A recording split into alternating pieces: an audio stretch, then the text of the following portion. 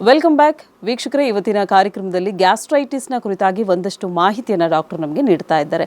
ಇನ್ನು food style management ಅಂದರೆ ಹೇಗಿರಬೇಕಾಗುತ್ತೆ, food ಸ್ಟೈಲಲ್ಲಿ ಯಾವ ರೀತಿಯಾದಂಥ ಬದಲಾವಣೆಗಳನ್ನು ನೀವು ಮಾಡ್ಕೊಳ್ಬೇಕಾಗುತ್ತೆ ಅನ್ನೋದನ್ನು ತಿಳಿಸ್ಕೊಂಡ್ವಿ.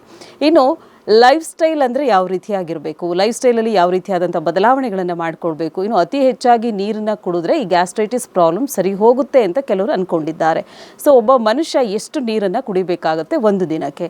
ಡಾಕ್ಟರ್, ಈ ಒಂದು ಗೊಂದಲ ಇದೆ ನಮ್ಮಲ್ಲಿ, ಇದನ್ನೊಂದು ಸ್ವಲ್ಪ ನೀವು. ಇದು ಭಾಳ ಇಂಪಾರ್ಟೆಂಟ್ ಅಮ್ಮ. ಆಹಾರ ಅಂದರೆ ಇದುವರೆಗೂ ಜನ ಮೂರು ಚೆನ್ನಾಗಿ ತಿಳ್ಕೊಂಡಿದ್ದಾರೆ. ಒಂದು ಕಾರ್ಬೋಹೈಡ್ರೇಟ್ಸ್, ಪ್ರತಿಯೊಬ್ಬರು ಬೆಳಗ್ಗೆ ಮುದ್ದೆ, ಇಡ್ಲಿ, ಚಪಾತಿ, ಚಿತ್ರಾನ್ನ ತಿಂತಾರೆ. ಇದು ಕಾರ್ಬೋಹೈಡ್ರೇಟ್ಸ್. ಪ್ರತಿಯೊಬ್ಬ ಮನುಷ್ಯನಿಗೂ ದಿನನಿತ್ಯದ ಆಕ್ಟಿವಿಟೀಸ್ಗೆ ಬೇಕಾದಂಥ ಕ್ಯಾಲ್ರಿ ಬರೋದು ಇದರಿಂದ. ಎರಡನೇದು, ಎಲ್ರಿಗೂ ಪ್ರೋಟೀನ್ಸ್ ಇಂಪಾರ್ಟೆಂಟು. ಯಾಕಂದರೆ ನಿಮ್ಮ ಮಸಲ್ಸ್ ಚೆನ್ನಾಗಿರಬೇಕು ಅಂದರೆ ಪ್ರೋಟೀನ್ಸ್ ಎಲ್ಲಿಂದ ಬರುತ್ತೆ? ಮೊಟ್ಟೆ, ಎಗ್. ನಾನು ಇವತ್ತೇ ಕ್ಲಾರಿಫೈ ಮಾಡ್ತೀನಿ ನಿಮಗೆ, ಮೊಟ್ಟೆ ಈಸ್ ಎ ವೆಜಿಟೇರಿಯನ್ ಫುಡ್. ದಯವಿಟ್ಟು ಯಾರನ್ನು ಮೊಟ್ಟೆ ತಿಂದರೆ ಇವನು ತಿಂತಾ ಇದ್ದಾನೆ, ಇಲ್ಲ. ಮೊಟ್ಟೆ is a it's wonderful. And ಮೊಟ್ಟೆನ ದಯವಿಟ್ಟು ಒಳಗಡೆ ಇರೋ ಭಂಡಾರನ ತೆಗೆದಿಟ್ಟು ಬರೀ ವೈಟ್ ತಿನ್ನಬೇಡಿ, ಫುಲ್ ಮೊಟ್ಟೆ ತಿನ್ನಿ. ನಾನಲ್ಲ, BM ಹೆಗ್ಡೆಸರು ಅದನ್ನೇ ಹೇಳಿದ್ದಾರೆ.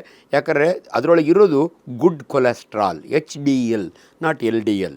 ಅದು ಇದು ಮೂರನೇದಮ್ಮ ಫ್ಯಾಟ್ಸು. ತುಂಬ ಜನ ಅಯ್ಯೋ ತುಪ್ಪ ತಿಂದರೆ ಕೊಬ್ಬು ಜಾಸ್ತಿ ಆಗ್ಬಿಡುತ್ತೆ, ಕೊಲೆಸ್ಟ್ರಾಲ್. ಇಲ್ಲ, ದಯವಿಟ್ಟು ಗುಡ್ ಕೊಲೆಸ್ಟ್ರಾಲ್ ಎಲ್ಲಿರುತ್ತೋ ತುಪ್ಪದಲ್ಲಿದೆ, ಇದನ್ನೆಲ್ಲ ತೊಗೊಳ್ಳಿ.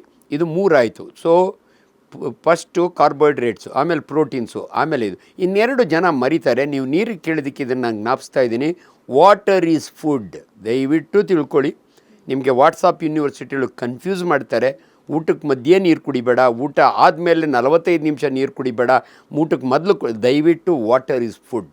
Water is very very important. ನೀವು ನೀರಿನ ಊಟದ ಮಧ್ಯೆ ನೀರು ಕುಡಿದ್ರೆ ಅದು ಹೋಗಿ ಏನು ನಿಮ್ಮ ಆಹಾರನ, ಜ್ಯೂಸ್ನ ಡೈಲ್ಯೂಟ್ ಮಾಡಲ್ಲ. ನೀರಿಗೆ ಒಂದು ಸ್ಪೆಷಲ್ ಪ್ಯಾಸೇಜ್ ಇದೆ, ಮೆಜೆಂಟಾ ಟ್ರಸ್ಸೆ ಅಂತೀವಿ. ಅದಕ್ಕೊಂದು ಮೇಯ್ನ್ ರೋಡ್ ಇದೆ ಸ್ಟಮಕ್ನಲ್ಲಿ. ನೀರು ಯಾವಾಗಲೂ ಕುಡೀರಿ. ಆ್ಯಂಡ್ ನೀರು ಕುಡಿಯೋದ್ರಿಂದ ಗ್ಯಾಸ್ಟ್ರೈಟಿಸ್ ಕಡಿಮೆ ಆಗುತ್ತಾ? ಇಲ್ಲ. ಓವರಾಲ್ ನಿಮ್ಮ ಜನರಲ್ ಹೆಲ್ತ್ಗೆ ಒಳ್ಳೆಯದು. 2.5-3 ಲೀಟ್ರ್ ನೀರು ಕುಡಿದ್ರೆ ನೋಡಿ, ನಮ್ಮ ದೇಹದ ಟೋಟಲ್ ವಾಟರ್ ಕಂಟೆಂಟ್ ಈಸ್ 70%, 65.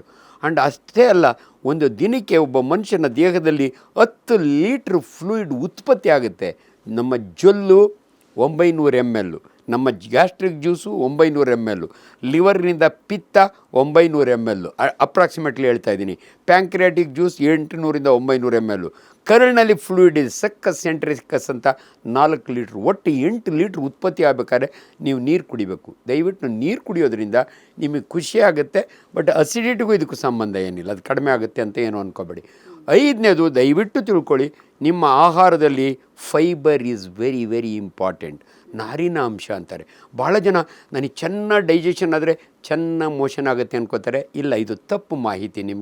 ನಿಮಗೆ ಮೋಷನ್ನ ಚೆನ್ನಾಗಾಗಬೇಕು ಅಂದರೆ ಕರಗದಿರುವಂಥ ಅಂಶಗಳನ್ನ ಫೈಬರ್ ಅಂತೀವಿ. ನಾರಿನ ಅಂಶ, ಸೊಪ್ಪು, ತರಕಾರಿಗಳು, ಹಣ್ಣುಗಳು. ಜ್ಯೂಸ್ ಕುಡಿಯೋದ್ರ ಬದಲು ದಯವಿಟ್ಟು ಹಣ್ಣು ತಿನ್ನಿ, ಆ ಸಿಪ್ಪೆ ಇಂಪಾರ್ಟೆಂಟ್. ಅಷ್ಟೇ ಅಲ್ಲ, ಚೇಪೆಹಣ್ಣು, ಸೀಬೆಹಣ್ಣು, ಗೋವಾ ತಿನ್ನಲಿಕ್ಕೆ ತುಂಬ ಜನ ಹೆದರ್ತಾರೆ. ಆ ಬೀಜ ಡೈಜೆಸ್ಟ್ ಆಗಲ್ಲ ಅಂತಲ್ಲ, ಅದು ಡೈಜೆಸ್ಟ್ ಆಗದಿರೋದೇ ಒಳ್ಳೆಯದು. ಯಾಕಂದರೆ ಅದು ಹಂಗೆ ಮೂವ್ ಆಗುತ್ತೆ. ಅದನ್ನು ನಾವು ಫೈಬರ್ ಅಂತೀವಿ. ನಿಮಗೆ ಮೋಷನ್ ಮಾಡಲಿಕ್ಕೆ ಈಸಿ ಆಗುತ್ತೆ. ಸೊ ನೀರಿನ ಮಹತ್ವ ನೀವು ಕೇಳಿದಿರಿ. ದಯವಿಟ್ಟು ನೀರು ಯಾರಿಗೆ ರೇಷನ್ ಅಂದರೆ ಡಯಾಲಿಸಿಸ್ ಮಾಡ್ಕೊಳ್ಳೋರಿಗೆ 900 ml ಮೇಲೆ ಕುಡಿಬೇಡಿ ಅಂತಾರೆ. ಹಾರ್ಟ್ ಏನೋ ಪ್ರಾಬ್ಲಮ್ ಇದ್ದಾಗ ರೇಷನ್.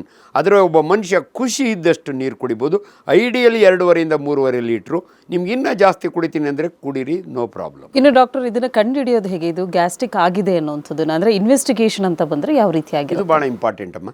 ತುಂಬ ಜನ ಸೆಲ್ಫ್ ಡಯಾಗ್ನೋಸಿಂಗ್ ಮಾಡ್ಕೋತಾರೆ. ನನಗೆ ತುಂಬ ಗ್ಯಾಸ್ಟ್ರಿಕ್ಕು ಅಂತ ಅವರೇ ಅಕ್ರಾಸ್ ದಿ ಕೌಂಟ್ರ್ ಹೋಗಿ ಮಾತ್ರೆ ನುಂಗ್ತಾ ಇರ್ತಾರೆ, ಆಂಟಾಸಿಡ್ ಕುಡಿತಿರ್ತಾರೆ, ಡೈಜಿನ್ ಕುಡಿತಿರ್ತಾರೆ. ಆದರೆ 3 ವರ್ಷ ಆದಮೇಲೆ ನಮ್ಮ ಹತ್ರ ಯಾಕೋ ಕಡಿಮೆ ಆಗ್ತಿಲ್ವಲ್ಲ ಡಾಕ್ಟ್ರೇ ಅಂತ ಬಂದರೆ, ನಾವು ಮಾಡುವ ಮೊದಲನೇ ಇನ್ವೆಸ್ಟಿಗೇಷನ್ ಎಂಡೋಸ್ಕೋಪಿ. ನಾನು MBBS ಇದ್ದಾಗೆ ಬೇರಿಯಮ್ ಮೀಲ್ ಎಕ್ಸ್ರೇ ಅಂತ ಮಾಡೀವಿ. ಅನ್ಫಾರ್ಚುನೇಟ್ಲಿ ಅದು ಲೇಟ್ ಆಗೋದು. ಇವತ್ತು ವಂಡರ್ಫುಲ್ ಎಕ್ವಿಪ್ಮೆಂಟ್, ಗ್ಯಾಸ್ಟ್ರೋಸ್ಕೋಪಿ. ನೀವು ಬೆಳಗ್ಗೆ ಖಾಲಿ ಹೊಟ್ಟೆಯೊಳಗೆ ಬಂದರೆ ನಿಮಗೆ ಒಂದು ಪೈಪ್ ಒಳಗಡೆ ನುಂಗಿಸ್ತೀವಿ. ಅಲ್ಲಿ TV ಸ್ಕ್ರೀನ್ ಇರುತ್ತೆ. ನೀವೇ ನೋಡ್ತಿರ್ಬೋದು ನನ್ನ ಹೊಟ್ಟೆ ಒಳಗೆ ಏನಿದೆ ಅಂತ. ಅಲ್ಸರ್ ಇದ್ದರೆ ಕಾಣುತ್ತೆ, ಗ್ಯಾಸ್ಟ್ರೈಟಿಸಿಂದ ಕಾಣುತ್ತೆ. ಸೊ ರಿಪೋರ್ಟ್ ಬರುತ್ತೆ, ಮಲ್ಟಿಪಲ್ ಎರೋಷನ್ಸ್ ಅಂತ ಕೊಡ್ತಾರೆ. ಅಲ್ಸರ್ ಇದ್ದರೆ ಸೊ ಯಾಕೆ ನೀನು ಹೇಳಿದೆ ಅಂದರೆ ಸೆಲ್ಫ್ ಡಯಾಗ್ನೋಸ್ ಮಾಡ್ಕೋಬೇಡಿ ಅಂತ. ಇವನು ಗ್ಯಾಸ್ಟ್ರಿಕ್ ಅಂತ ಬಂದಾಗ ನಾನು ಹಾಕಿ ನೋಡಿದರೆ ಇಷ್ಟು ದಪ್ಪ ಕ್ಯಾನ್ಸರ್ ಕೂತಿರುತ್ತೆ. ಇದು ಯಾವಾಗ ಶುರುವಾಯಿತು? 1 ವರ್ಷದಿಂದನೇ ಶುರುವಾಗಿರುತ್ತೆ. ಇದನ್ನು 1 ವರ್ಷದಿಂದ ಕಂಡುಹಿಡಿದಿದ್ರೆ ಇವನಿಗೆ ಕ್ಯೂರ್ ಮಾಡ್ಬೋದು. ನಾನು ಕ್ಯಾನ್ಸರ್ ಸೊಸೈಟಿ ಚೇರ್ಮನ್ ಇದ್ದೀನಿ. ಇನ್ನೊಂದು ಮಾತು ಈಗಲೇ ಹೇಳ್ತೀನಿ, cancer is curable if detected early. ಶೀಘ್ರ ಪತ್ತೆ ಕ್ಯಾನ್ಸರ್ ನಾಪತ್ತೆ. ನೋಡಿ, ನನ್ನ ಎಂಡೋಸ್ಕೋಪಿ ಬರೀ ಗ್ಯಾಸ್ಟ್ರೈಟಿಸ್ ಕಂಡುಹಿಡಿಯೋದಕ್ಕಲ್ಲ, ಅಷ್ಟೇ ಅಲ್ಲ, ನಿನ್ಗೆ ಆಲ್ರೆಡಿ ಕ್ಯಾನ್ಸರ್ ಇದೆಯಾ ಅನ್ನೋದನ್ನು ನಾನು ಕಂಡುಹಿಡಿಬೋದು. ಸೊ ಗ್ಯಾಸ್ಟ್ರೋಸ್ಕೋಪಿ ಟುಡೇ ಅದರೊಳಗೆ ಭಾಳ ಇಂಪಾರ್ಟೆಂಟ್. ನಿಮ್ಗೆ ಅಲ್ಸರ್ ಇಲ್ಲ, ಕ್ಯಾನ್ಸರ್ ಇಲ್ಲ ಅಂದರೆ ಅಟ್ಲೀಸ್ಟ್ ಒಂದು ಬಯಾಪ್ಸಿ ತೊಗೋತೀವಿ. ಎಚ್ ಪೈಲೋರೈ ಅಂತ ಒಂದು ಬ್ಯಾಕ್ಟೀರಿಯಾ ಇದೆಯೇ ಅಂತ. ಆ ಬ್ಯಾಕ್ಟೀರಿಯಾ ರಟ್ ಪಾಸಿಟಿವ್ ಅಂತ ಕೊಡ್ತಾರೆ. ಅದಿದ್ದರೆ 15 ದಿವಸ ಅವನಿಗೆ HP ಕಿಟ್ ಅಂತ ಕೊಡ್ತೀವಿ, ಅವನಿಗೆ ವಾಸಿ ಆಗಿಬಿಡುತ್ತೆ. ಬಟ್ ಒಂದು ತಿಳ್ಕೊಂಬಿಡಿ, ನಾವು ಇನ್ವೆಸ್ಟಿಗೇಷನ್ ಮಾಡಿ ಕಂಡಿಡಿದ ಮೇಲೆ ನಿಮಗೆ ಟ್ರೀಟ್ಮೆಂಟ್ ಕೊಟ್ಟರೆ ವಾಸಿ ಆಗುತ್ತೆ, ಮತ್ತೆ ವಾಪಸ್ ಬರುತ್ತೆ. ಇದನ್ನು ನಾವು ಭಾಳ ಜನಕ್ಕೆ ಹೇಳ್ತೀನಿ, ಎಷ್ಟು ದಿನ ಇರುತ್ತೆ? ಲೈಫ್ ಲಾಂಗ್ ಇರುತ್ತೆ. ಯಾಕಂದರೆ ಮನುಷ್ಯ ಲೈಫ್ ಲಾಂಗು ಅವನ ಲೈಫ್ ಸ್ಟೈಲು ಬೇರೆ ಬೇರೆ ಥರ ಇರುತ್ತೆ. ಅದಕ್ಕೆ ನಾನು ಹೇಳ್ತೀನಿ, ನೋಡಪ್ಪ, ಅಪೆಂಡಿಸೈಟಿಸ್ ಆದರೆ ಅಪೆಂಡಿಸ್ ತೆಗಿತೀನಿ, ಮುಗಿದೋಯ್ತು. ಕೊಲೆಸಿಸ್ಟೈಟಿಸ್ ಗಾಲ್ ಬ್ಲಾಡರ್ ತೆಗೆದಾಕ್ತೀನಿ, ಮುಗಿದೋಯ್ತು. ನಿನ್ನ ಸ್ಟೊಮಕ್ ನಾವು ತೆಗಿಯೋಕ್ಕಾಗಲ್ಲ.